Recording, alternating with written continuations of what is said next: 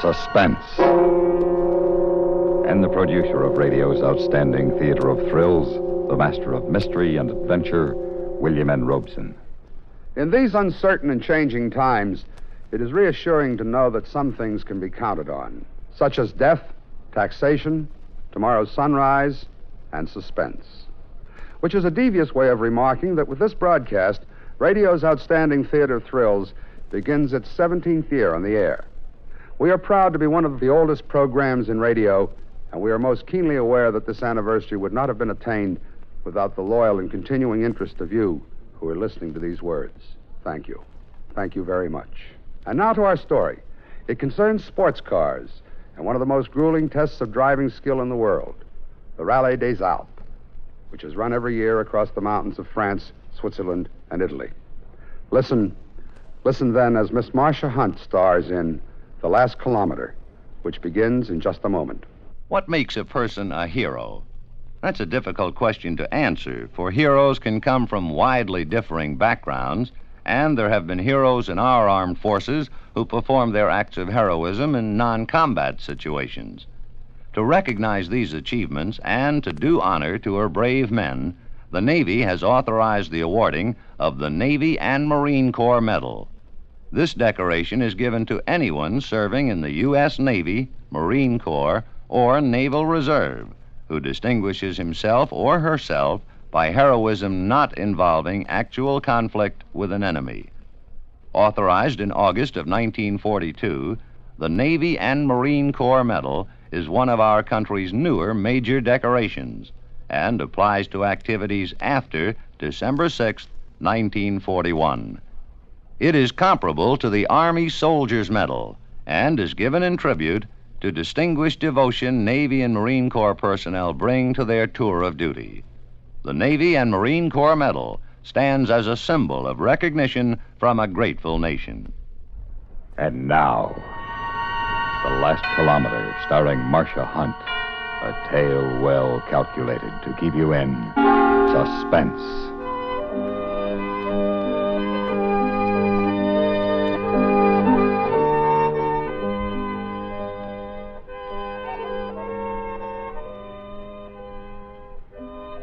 The party was nice. The champagne was lovely. Renee's family was sweet. But something was wrong. There was a mysterious, curiosity in the way people would look at me and then look away. Especially his younger sister, Marie. I began to wonder if my lipstick was on crooked or my slip was showing. Marie? Oui, mademoiselle? What's wrong with me? Do I look all right? Ah, but mademoiselle, you are beautiful. No, I'm not, and that's not what I mean. It's just the way all of Renee's friends stare at me. Oh, perhaps it's the resemblance. What resemblance? But of course it's only imagination. You are Suzanne, the American girl my brother is going to marry. Marie, do you think I can make him happy? I hope so, Suzanne. It frightens me a little. After all, I will be his second wife, and... And yes? Tell me about her. About Claudette? Yes. Did she make him happy? Oh, yes, Suzanne. Always they were laughing, even then when they would lose. Lose? The races and the rallies. She was his, comment dit-on, his navigateur in the rallies. Was she a good navigator? Oh, Marie, they almost always won. Until she died 4 years ago. He has not entered a rally since then. Until now? Now? The Rallye des Alpes. He's taking me as his navigator. Oh, no. Why, no. I can read a map. But, Suzanne, have you ever ridden in a rally? Well, no, but... Then please don't go on this one. Why not? Suzanne, je t'en prie, don't ride with my brother in this rally. It's perhaps a later one, but please, not the Rallye des Alpes. But why not? I'm not afraid. Not afraid of what, ma chérie? Riding with you in the Rallye des Alpes. And why should you be? Oh, Marie's been trying to talk me out of it. Oh? Little sisters should be seen and not heard. Come, darling. Let me take you on a tour of the chateau of my ancestors. Perhaps we can discover a ghost or two that will really scare you.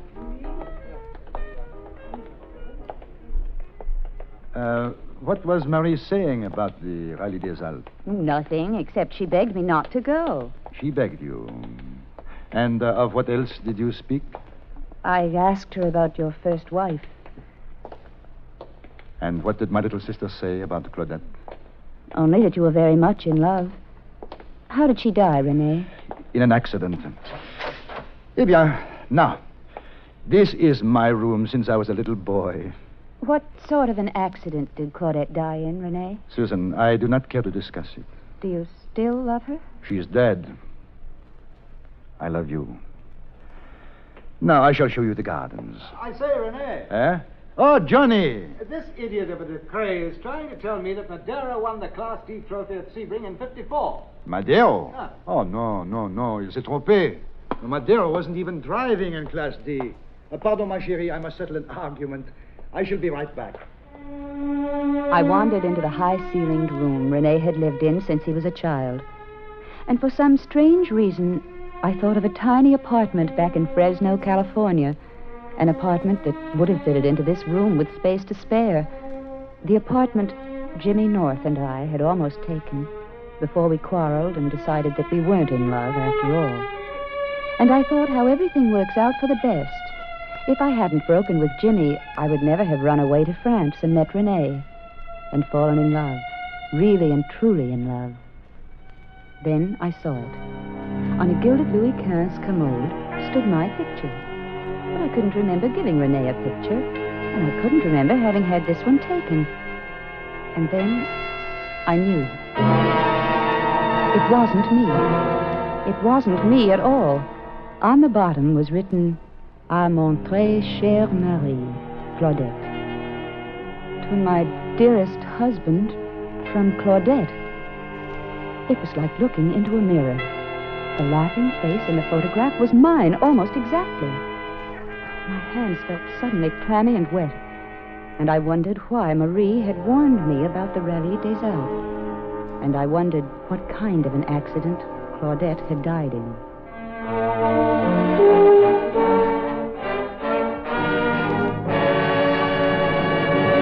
In a moment, we continue with the second act of Suspense. Another visit with Joe and Daphne Forsythe.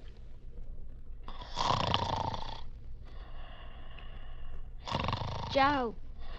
Joe. Joe. Yeah, I'm up. Now forget breakfast, I'll shave at work. Joe, it's not time to go to work.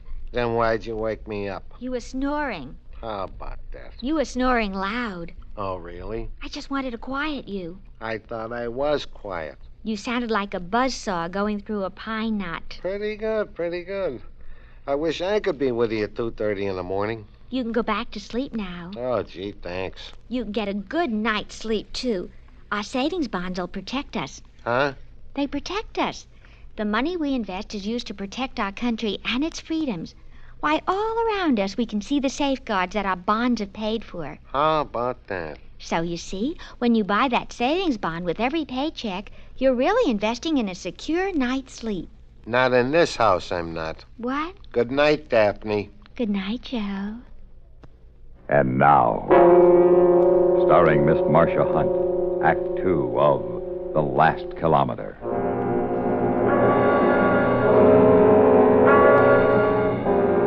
My dark forebodings soon vanished before Renee's gay smile, and I forgot Marie's warning in the excitement of preparing for the rally.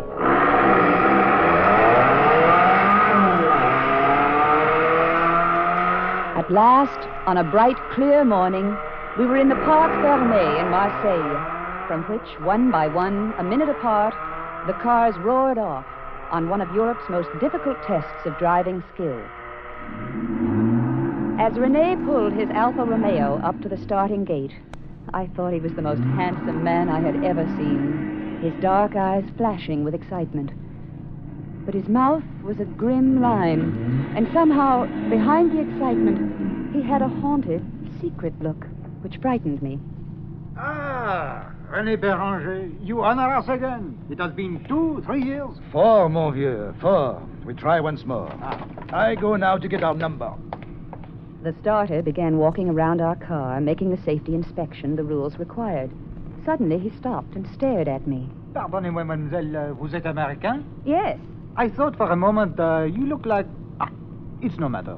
I look like his first wife? Oui, mademoiselle. Very much. Very, very much. Our number, ma chérie, 107. It is the one I have asked for. You will place it in the windscreen, no? A lucky number? Lucky? Perhaps. Prêt, Monsieur Béranger? Oui, tout à fait prêt. Bien. 10. Faites attention, chérie, the count begins. Renee? Renee, there's something I must know. Tais-toi. Renee, you must tell me. Did you ever take Claudette on this rally? Silence. Renee, answer my question. Partez. Allons-y. Bonne chance.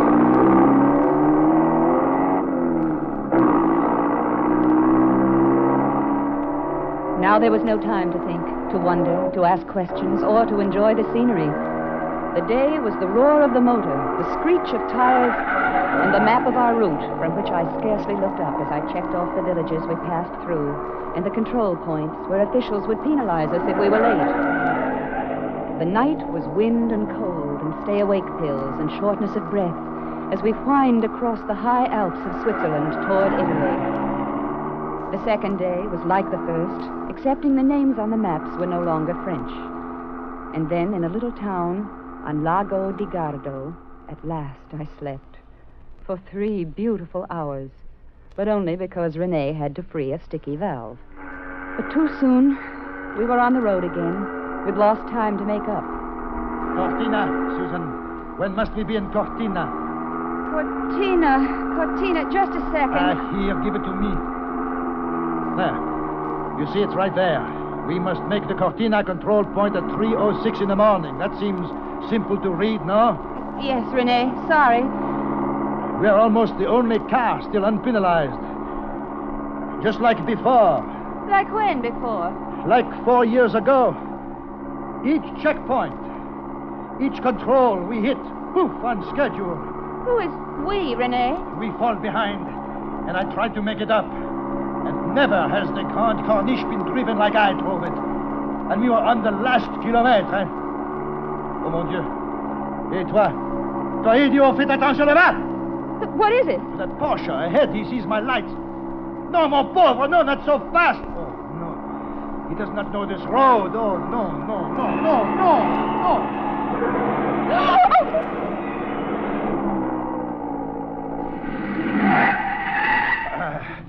Stay here, Susan. No, I'll go too. Stay and stop the next car. Send him back for an ambulance. I stayed and flagged down the next speeding car. And finally, an ambulance came. They struggled up the cliff with 2 sheeted forms on litters. And Renee climbed back into the car. C'est le sport. They were dead. They were dead, weren't they? Yes, my chérie. They were dead. Oh, how horrible. It could be worse. Worse? That was Van Hoff and his wife. I knew them. They were much in love. Then what could be worse? If one of them died, and not the other. Another day of twisting mountain roads, of hairpin curves, with no guardrails between the screaming, spinning car and the 1,000 feet of emptiness. It was late evening when we roared back into France, through the dank, dripping tunnel of the Col des Tenders, and on down the tortuous descent of the Alpes Maritimes, with the fresh, damp smell of the Mediterranean rising up to us. It was midnight when we ground to a stop at a gas station at La Tourbie on the Grande Corniche, high above Monte Carlo. Not much further now, just a few kilometers to the finish line at Nice. Hey, service tout de suite! Where are these peasants? Hey! Oui, monsieur. Oui, monsieur. Qu'est-ce que vous voulez? Petrol tout de suite. You have coffee inside? Ah, Monsieur Béranger, c'est vous? Oui, c'est moi, and late like before. Comme d'habitude, hein? It is no matter. It is almost the last kilometre. Coffee, Susan? No, thanks. And I need a cup. I looked at the man I was going to marry. He was smiling secretively.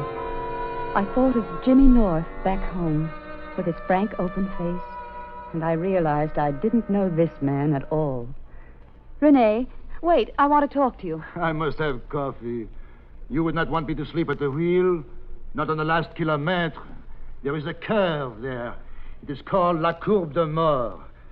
You would not want me to go to sleep there. La Courbe de Mort. The curve of death. I shivered. Then I looked at the attendant. He was staring at me wide-eyed. What is wrong, monsieur? Oh, je m'excuse, madame, but you look like... I know. Like Madame Béranger.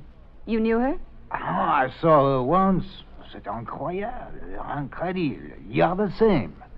But it must not happen again. Happen? What? Mademoiselle, you must go no further on this rally. You must remain here. But why? It's only a few kilometers to the finish. Mademoiselle, écoutez. Listen. 4 years ago, this man, this René Béranger, he has to stop here for petrol. The Rallye des Alpes in 1954. Huh? He has his wife with him. She is you, like you were the same girl. The same. They are behind. The road is wet. I warn them, but they go over the side on La Courbe de Mort. He lives, but she is killed. So that was the accident. Oui, mademoiselle. For years, we do not see Monsieur Béranger. Then, 6 weeks ago, he comes back again to La Courbe de Mort. He parks on the road, and he looks down, and he laughs. He says he will be back, and this time he will die with his... 6 weeks ago? It was just 6 weeks ago I met René at the casino in Nice. Don't you see? To him, you are his Claudette again. No, it's too fantastic. What is so fantastic, ma chérie? He says Claudette was with you before, that she was killed on this road. How much, old man? Oh, mademoiselle, you must not go, I beg you. How much? The pétrole, combien? 2900 francs, monsieur. Eh bien... Voilà. Keep the difference. Now, allons-y. No, René. What? I'm not going any further. Hey, what are you saying? To have come so far and missed the finish? No, René. No, you know the route well. Now, you can drive the rest of the way yourself. That is enough. Quite enough. You will ride with me to the end. No, René. No. Please. Please. Stop that sniveling. Get down to business. How much further? How many kilometers from La Tourbe to Nice? What time must we cross the finish line? The map was a blur. Then it came sharply into focus, and I saw something I hadn't noticed before. There was no time written on the map for the finish. And the red crayon stopped short of Nice. Stopped just 1 kilometer from La Tourbe. The last kilometer. La Tourbe to Nice. How far? I ask how far. It looks like 18 kilometers. Merci. Merci, Claudette.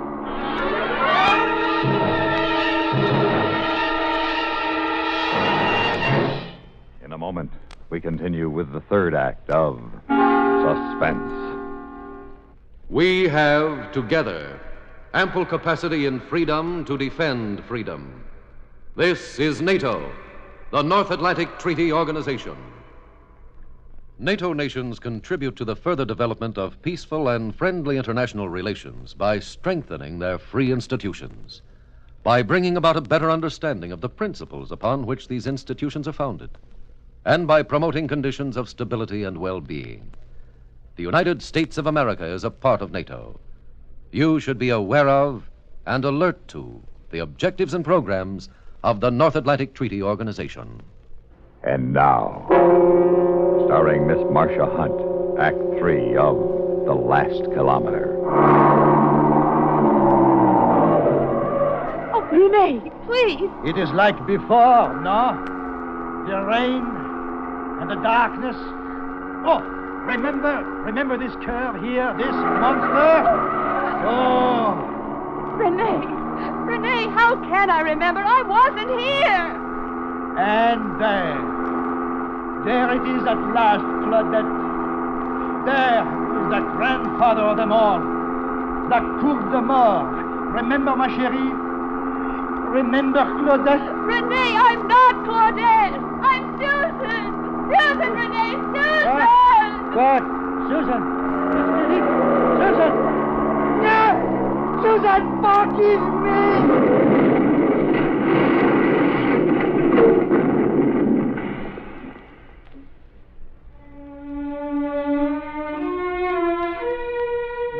man from the gas station found me, 100 yards from the car, wandering in a daze. Mademoiselle, oh, grâce à Dieu, you are safe. Where is he? Is he... He lives, mademoiselle, but I think not long. You must not go there. Please. He was lying among the rocks by the overturned car. He was bleeding from the mouth. His eyes were glazed, but when he saw me, he smiled. Claudette? I looked down at the man I had loved. Then I kneeled beside him. Oui, René? Bonjour, Claudette. Bonjour, René. Et adieu. Mademoiselle, there is nothing more you can do here. Permit me to take you back to the village. Thank you. Is there a phone, a telephone there? Oh, oui, mademoiselle. You wish to make a call? Yes, please. An overseas call. To Fresno, California.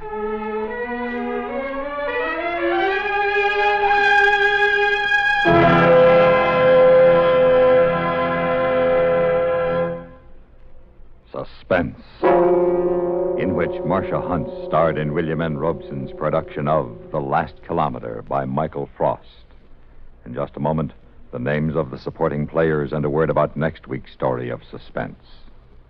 If someone were to accuse you of being a firebug, you'd probably be pretty indignant. But the fact is, you may be a firebug unless you're unusually careful. For example, how often do you ride along the highway in your car and thoughtlessly toss a lighted cigarette butt out the window? Most of the time, it may not do any damage, but you're taking the chance because a gust of wind may carry that butt into a clump of dry grass and start a disastrous brush or forest fire. So from now on, please use the ashtray inside the car. Of course, when you're out in the woods for a walk or a picnic, be especially careful with fire. Break all matches in two before throwing them away. Make sure that ashes from all smokes, cigarettes, cigars, and pipes are all the way out before you leave them. The same goes for campfires, which should be drowned and stirred not once but twice. Don't run the risk of losing acres of forest land so valuable for timber, water, and soil conservation and for recreation areas. Be careful with fire. Supporting Marcia Hunt in The Last Kilometer were Ann Hunter, John Daner, and Ben Wright. Listen. Listen again next week when we return with another tale well calculated to keep you in suspense.